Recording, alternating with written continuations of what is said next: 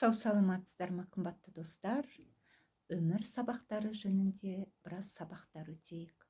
Негізі жаман адам сөздің шірігін тереді, жақсы адам сөздің шырынын тереді деп айтады. Қазақ халқы нені айтса да жай бекерге айтпайды.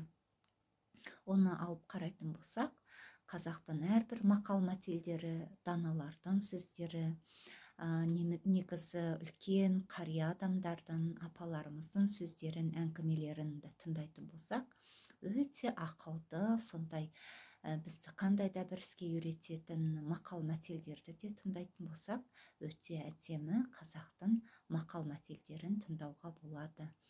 Негізі адам өмірін алып қарайтын болсақ, әрине, бес саусақтың саласы бірдей болмағандықтан, әр адамның өмірі де әр түрлі. Сондықтан да алып қарайтын болсақ, бұл өмір сабақтары болғандықтан, бұл өмірде болған жағдайлар жөнінде мен айтып отырамын. Себебі, егер де сіз мені тыңдап отырсаңыз, мына бір Алла дейміз, Алла сізді маған неге көрсетті екен деген ойға келуіңізге болады.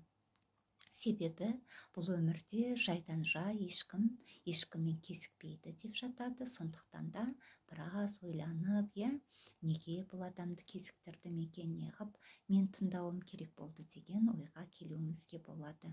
Енді өмір сабақтары жөнінде айтатын болсақ, негізі мына кей адамдарды алып қарайтын болсақ, біреулердің қателіктерінен өз өмірлеріне сабақ алып, сол жөнінде жақсы өмір сүруге тырысады, жақсы көңіл күйде болуға тырысады, әдемі өмір сүруге тырысады, әдемі киініп жүруге, әдемі қандай да бір үйлерін алуға, машина алуға, және де өз тұрмыс жағдайларын жақсы жасап алып жатады. Енді алып қарайтын болсақ, сіз өзіңіз ойлап қараңызшы, өміріңізде көптеген сізде армандарыңыз болды. Сол армандарыңызға жете алдыңыз ба? Армандарыңызды мұратқа айналдыра алдыңыз ба? Енді алып қарайық, сіз өзіңіз жайлы айтылатын әңгімеге, оны қазақша айтқанда, енді тікесін айтқанда өсек дейді, сондай әңгімелерге көп көңіл бөлесіз бе?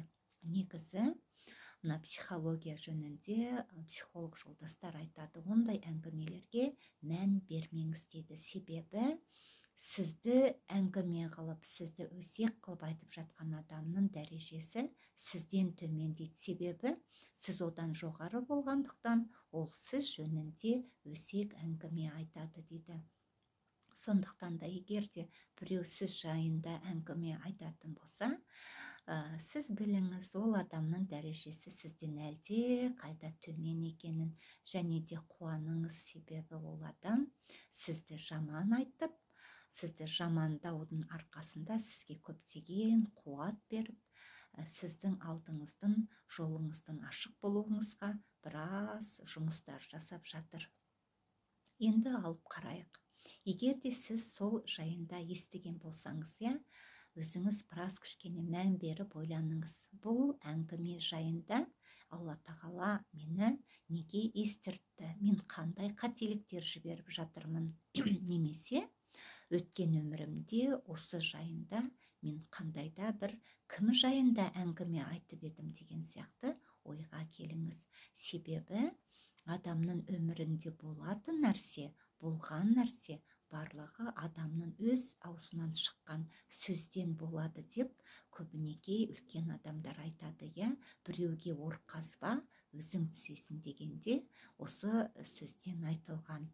Негізі алып қарайтын болсақ, адам баласы көптеген мына өмірде әр түрлі жағдайларға келіп жатады. Сондықтан да ешкімге жамандық ойламай, жақсы күндерді ойлайтын болсаңыз, жақсылық әрине сізді табады. Сондықтан да жақсы ойлаңыз, жақсы сөз жарым ырыс дейді, әдемі сөйлеп, күлімдеп, жақсы күндерді тосыңыз.